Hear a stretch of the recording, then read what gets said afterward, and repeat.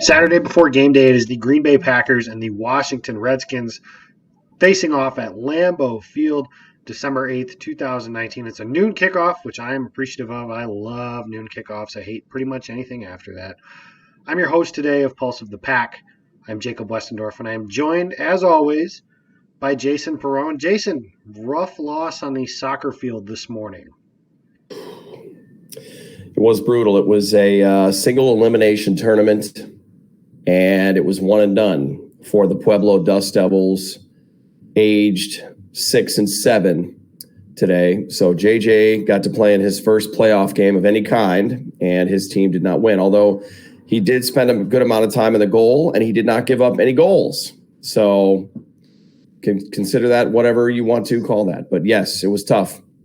It was a tough day on the field. So I need something this weekend to redeem that loss that was suffered today. If you have any ideas, Jake, please let me know. If there's any other important contests that might be able to do that. I'm thinking maybe tomorrow when Green Bay takes on Washington, a game that will mark the return of Josh Sitton and TJ Lang. Of course, not to the offensive line, although having looked at Sitton yesterday, he still looked like he was in pretty decent shape and could maybe give him a game or two at guard, which is where I want to start because the Packers might need a little bit of help on that offensive line.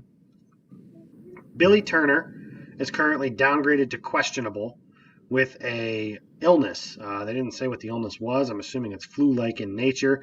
If that is the case, quarantine him and keep him away from the rest of the team as much as possible because that stuff is no joke and it gets through pretty quick and it can spread like wildfire very quickly for a Green Bay team that's going to need their offensive line intact for the next 2 weeks after this one. Well, even on Sunday, I mean, Washington's got a good defensive line, and we'll get to that. But Chicago and Minnesota coming up, those are vicious defensive fronts.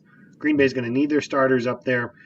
Jason, if Turner can't go and Lucas Patrick is inserted into the starting lineup, how concerned are you about their ability to open holes in the running game and protect Aaron Rodgers?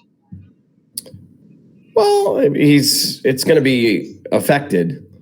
I don't know that I'm as worried that Washington is going to wreck the game based on that. Now, we've seen things like that happen this season, but there's a reason why this team hasn't only won 3 games, and they had only won 1 game until their last 2 games, which they are now on a 2-game win streak. So, for whatever that's worth. Now, their defense does need obviously attention and respect, but I don't think it's going to be as critical. And they've done okay when they've had to insert Alex Light. He hasn't been either Brian Bulaga or David Bakhtiari, who is. But they've had pretty good fortune when they've had to sub somebody in. So I don't know what they might do if they need to play musical chairs of any kind. But, obviously the pass rush and keeping Rodgers clean is important. Although, according to, and I don't know that I believe this, but according to the reports, Washington defensive players have actually shared with the media that their game plan is not to focus on rushing Aaron Rodgers as much. And they are going to try to stop Green Bay's run. So I think that might be more of a factor in the run game than anything if Billy Turner is not able to play. Yeah, so let's get to that right there. Washington said that, their plan is to make Aaron Rodgers beat them, which sounds ridiculous on its face. And looking into it even more, it sounds Washington, it's not like they have a good pass rush. Daron Payne, Jonathan Allen, Ryan Kerrigan, Montez Sweat, the rookie, has done a few things of late. I mean, they have some players that can get after the quarterback. On the back end, that's where it gets a little interesting on their end because they struggle to cover players in the secondary. So maybe that's why they want to focus on that more. But saying that they want Aaron Rodgers to beat them, I mean, I know Devontae Adams obviously is the team's number 1 wide receiver. There's no question about that. After that, there's been some struggle as to, I don't know if this is trademarked by Dusty Evely and Steve Perhatch and some of the guys over at Pack-A-Day, Sarah Keller being the other, as a second banana, being Alan Lazard, but they haven't had somebody consistently to be that quote-unquote second banana. So I'm interested to see how Green Bay does in trying to find those other options in case, because we're getting to the point in the year where you're going to be facing some better teams. They're going to probably be taking away your top weapon. The Packers are going to need some other guys to make some plays. Now, maybe that's Lazard, maybe that's Geronimo Allison, maybe that's Jake Kumaro. It's been kind of a combination of that group, but mostly Allen Lazard is kind of starting to separate himself from the pack a little bit, no pun intended, for those guys. So, Jason, with that in mind, tomorrow, obviously we know Davante Adams is going to do his thing. But who is the other guy? And even when Green Bay didn't have Adams, they had a bunch of other guys. Sometimes it was Aaron Jones, sometimes it was Lazard, sometimes it was Geronimo, sometimes it was Kumaro, sometimes it was Jimmy Graham. A lot of different people. Who is the quote-unquote second guy that you're looking forward or for to step up tomorrow when Green Bay takes the field? I think it is a low-hanging fruit answer. I do think it's going to be Lazard because he's committed to being a factor every week. I think there's a mental part of it that he knows he belongs. He believes he's part of the game plan, and he's shown he can make big plays in big moments. So he's going to be there from start to finish. That's just what he's become now. He has that confidence. So Lazard is a receiver, but I also think Aaron Jones has a chance to be very effective in the passing game and be used effectively, especially if Washington starts getting greedy with their attempt to stop the run. And if they start getting greedy with their pass rush as well, trying to pressure Aaron Rodgers and hope that he makes a mistake here or there, I think that Aaron Jones could become a solid weapon. I don't know if the numbers are going to be really flashy, but I would count on those two before anybody else. Yeah, those seem to be the two. The next guy, and I just realized I didn't even mention him when I was talking about who the other guy could be, but that is Marquez Valdes-Scantling.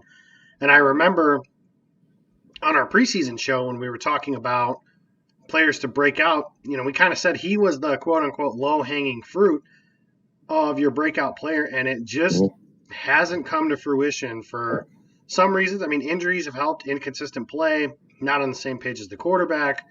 Those kinds of things all matter. But Matt LaFleur was finally asked about it this week, which means people in the media are starting to take notice that this is somebody that Green Bay was looking to be a big factor for them this season, and he frankly has not been. He's the only player on the roster with that kind of speed to open up the field like that. And for whatever reason, he and Aaron Rodgers, that connection just hasn't synced up for most of the year. There's flashes, there's moments where it kind of happens. Week 1 against the Bears, they hit him on a shot play. They hit him on a shot play against Oakland. He had a big day against the Raiders in general. He had a big play against the Lions at Lambeau Field, but he just hasn't taken that leap to being the second guy. Now, I'm not saying that he'll never be a player, but at the same time, there's a lot that Green Bay is going to evaluate at the receiver position, you would hope, at the end of this season. And Valdes-Scantling has a chance to unlock some potential in this offense that just hasn't been there because of his ability to just run by people. I mean, that's just the reality. Every offense needs a guy like that. One example I often use is the Philadelphia Eagles. When the Eagles had Torrey Smith in 2017, he could run by people, and they won the Super Bowl that year. Ever since then, they haven't had that guy. Last year, they struggled. They got in the playoffs, got on a little bit of a run. This year, their offense is not very good because they were counting on Deshaun Jackson to be that guy, but he's not that guy. So I think that at the end of the day, Green Bay needs somebody like that to step up. Whether or not that's Valdes-Scantling will remain to be seen. But, Jason, just at this point in the season, how disappointing is it that MVS has not been the guy that we thought he could be? It is because of what we expected him to do at the beginning of the season. Like you said, the expectations kind of set the grade or how we feel about it. And unfortunately, he just hasn't turned into what the Packers hoped he would be. Fortunately, Lazard has stepped up, although in a different way. He doesn't have the speed that Valdes-Scantling has, and the baffling inability for Aaron Rodgers to hit 83 on a deep ball. He either underthrows him or overthrows him, or they can't quite get their timing down on the throw. And that's another issue too. It's I think going to become one of the bugaboos that when, I just said when, so I'm going to get pelted for this, but the Packers don't make it to the Super Bowl. If the Packers don't make it to the Super Bowl, I think one of the things that we'll probably look at that this offense was lacking was that deep ball threat, because 83 is really the only one that can do it anymore. And I think that's something you'll see the Packers address in this next offseason. They have to add some more speed on offense and get guys who can actually outrun a corner. And it's great if you're a route runner and a Davante Adams and you can create separation, but those guys are the exception, not the norm. So the speedy guy getting down the field running the 9 route, something that the Packers have had, and they had it every year when Jordy Nelson was on the roster, and we got very spoiled with the 12 to 87 connection, and it just has not returned in the last two seasons, and it's held the offense back, unfortunately. Same goes if you go further back, even to Greg Jennings. I mean, the Packers had guys that could hit that play, and now they really don't. They've run it to Adams a couple times. It hasn't worked. They've run it. It has worked a couple times to Valdez-Scantling. It just isn't consistent. And ultimately, that's what this game is about. The good ones are consistent. That was kind of the biggest thing separating Davante Adams' rookie season. For example, he'd have a big game, and then he would have a really quiet 2 or 3 weeks, and then eventually he became a consistent player and the receiver that we know at this point in time. Offensively, I really think Green Bay, it's just about getting to 24 to 27 points. If you do that, and we'll get to defense right now, if you do that against this Washington offense, which is just horrible, they're the worst in the league, and I'm not saying that lightly. They are the worst in the league at almost everything. They have a few players that can give you some pause. Terry McLaurin is one of them. And, of course, old foe Adrian Peterson coming to Lambeau Field for what is perhaps the final time for the Packers to get a chance to root against him. Peterson's had a lot of success against Green Bay. It was around this time in 2012. I remember he had a 200-yard rushing day. He ended up winning the MVP that season. And he carried an offense that really, Adrian Peterson was on an offense that had Christian Ponder, and that team got into the playoffs. Had Joe Webb not had to start, I still think Green Bay would have won that game, but who knows what they could have done going forward there. And Adrian Peterson, by any account that I could think of, is the best running back I've ever seen play in his prime. And I say that with all due respect to Barry Sanders, but I was 6 years old when he retired, so I don't really remember him all that much. I remember him enough, but not quite like that. AP is something special. Jason, any thought, and sticking to football here, obviously, because there is some other stuff that comes with Adrian Peterson's story that we don't really want to dive into here, quite frankly. But any thoughts on Peterson playing potentially his final game against the Packers in his Hall of Fame career? Yes, thank God. Please let it be his last game in Green Bay, because first of all, he's kind of a garbage guy. He's a garbage human, and I'm sorry that I'm going there, but I did. And he's done enough against Green Bay that I'm kind of tired of it. I have flashbacks of him in purple. I have seen him play in person on at least 2 occasions. Fortunately, the Packers won both of those games, but enough's enough, and I'm still frustrated, very much so. And I don't care how bad 2018 was. I'm still frustrated that the Packers allowed last year's version of Washington to do what they did. You had a guy in the geriatric ward at every position, and we let them turn the clock back at least a decade. Vernon Davis and Adrian Peterson had way too big of a day, and those days need to end. We need to remind 28 that he doesn't belong in the league anymore. And the Packers have sent a lot of coaches packing over the last 10 years, big loss to Green Bay, and then a head coach gets fired. I wouldn't mind this being Adrian Peterson's last game. I'm not saying I want him to get hurt, but I wouldn't mind him realizing, hey, I can't really play anymore. And Washington's season is clearly not going anywhere. Although, funny enough, Jake, if you want to spend a couple minutes on it, as I talked about this on Pack-A-Day with Mark Eckel, the ridiculousness of the NFC East this year is that Washington at 3-9 is actually not mathematically eliminated from playoff contention, because that division is such hot garbage. And this year is going to be the year where the NFL cannot ignore the fact that a team with 12 wins, maybe even 13, is going to have to go on the road to play one of these garbage teams. And that right there is just absolutely enough. So I don't want to see Adrian Peterson in the playoffs, and I hope the Packers, beat them tomorrow and end that possibility, regardless of how bad the NFC East is. Yeah, that's crazy to me how bad that division has been. And that's a division that I thought, I don't know, I don't remember yours, Jason, but I thought the Eagles were going to the Super Bowl. That clearly is unlikely at this point. And I thought the Cowboys were going to win 11 games. They can't do that anymore. Jason Garrett is done as soon as this season is over for them. Yeah. If Washington wins that division, it's one of the dumbest things I've ever seen because, I mean, we've seen 7 and 9 teams get in the playoffs. The Packers were 8-7-1. That team wasn't very good. 6-10. I mean, that is it's like the classic, hey, we suck record. Like it's crazy to me that a coach is on the hot seat and his team is leading the division in December. Like that just is absolutely. Of course, it couldn't happen to a better team than the Cowboys, but that's just astounding to me. Yeah, bless their heart. I never wish anything good to happen to the Cowboys. And anytime Jerry Jones has to face the media after his team gets beat, it's always a good day. So that's the case with Washington. If you look at the defense, Green Bay's got some opportunities here. Dwayne Haskins is going to play. He was their first-round draft pick. They've won a couple games. He missed the kneel down because he was taking a picture with a fan. They've started 3 quarterbacks this year. None of them have been particularly good. Case Keenum is Case Keenum. Colt McCoy's not good.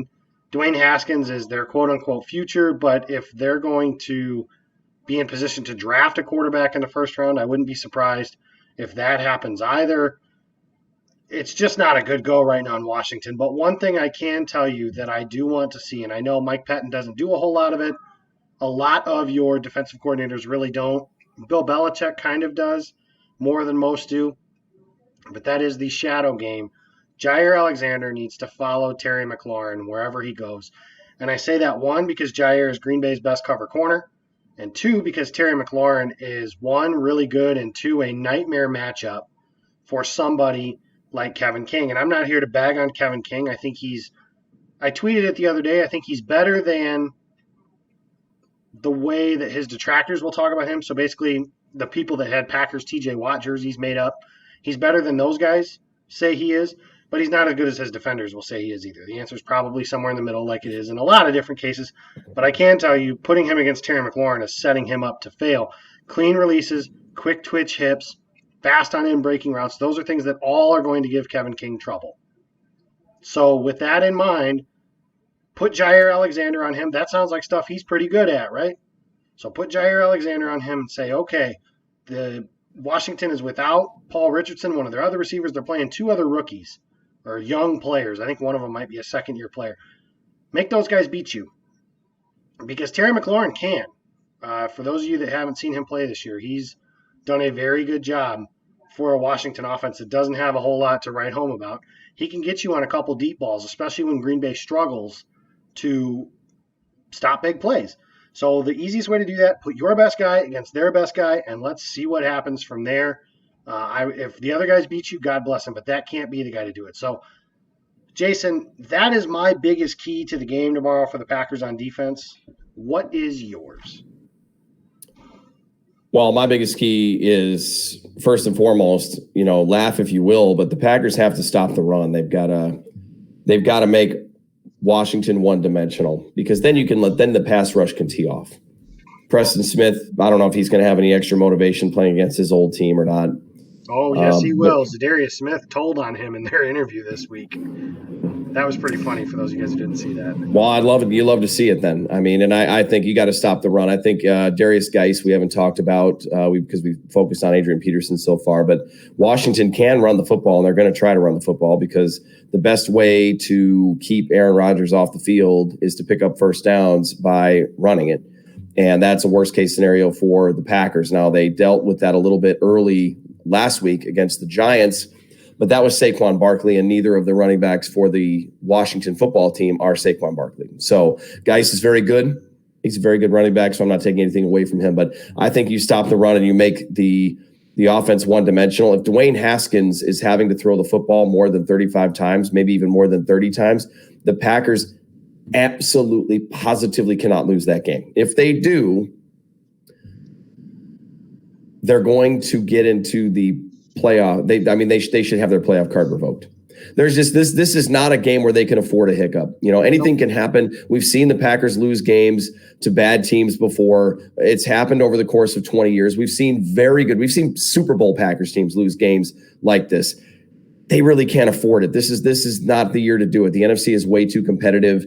And even though they might have some things locked up, and I think if they win against Washington and if Seattle beats the Rams, I think Green Bay may clinch a playoff spot. They will have at least clinched a wild card berth. I don't know. I think something like that's possible, but can't have a hiccup in this game. So whatever Washington does well, great. Green Bay have to counter it somehow and neutralize it. I think it starts with the run game on defense. Yeah, and what did we say last week? Good teams make their layups. Yep. This is very similar to that Giants game last week of respect your opponent, play the game straight up, but at the same time, you are 9-3. They are 3-9. There are reasons for those things in theory. You're at home. It's not going to be cold. That cold compared to what a normal Green Bay, Wisconsin winter is. This should be simple. I mean, I don't want to oversimplify a football game because, yes, it's the NFL any given Sunday, and the Packers have lost games like that before. And, Jason, like you mentioned, it's happened a lot. More often than not all the time. Last year it did happen to come at home, but more often than not, those games have been played on the road. I just can't see a scenario where Green Bay loses this game. And unless, knock on wood, if Aaron Rodgers gets hurt on the first series, that's it.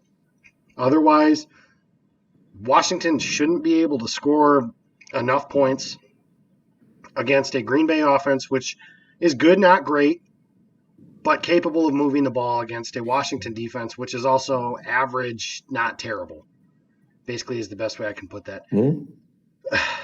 I'm trying to be as respectful as possible, but again, when in the modern NFL especially, when the opposing team has the worst offense in the NFL, on the road, and your defense is good at some things. I mean, they can rush the passer. Kenny Clark's a great player. They can get interceptions. There's just not a conceivable way I could see Washington winning this game, especially with a rookie quarterback. Rodgers is asking for the crowd to be into it early. I just don't see it. That's really the best way I can say. I think Green Bay wins this game. I think it's going to look a lot like last week's game where, Jason, like you said, it's stupid for a little while and kind of annoying. But ultimately then you look up at the scoreboard early in the fourth quarter and it says 37-10. And that's the kind of game I think you're looking at.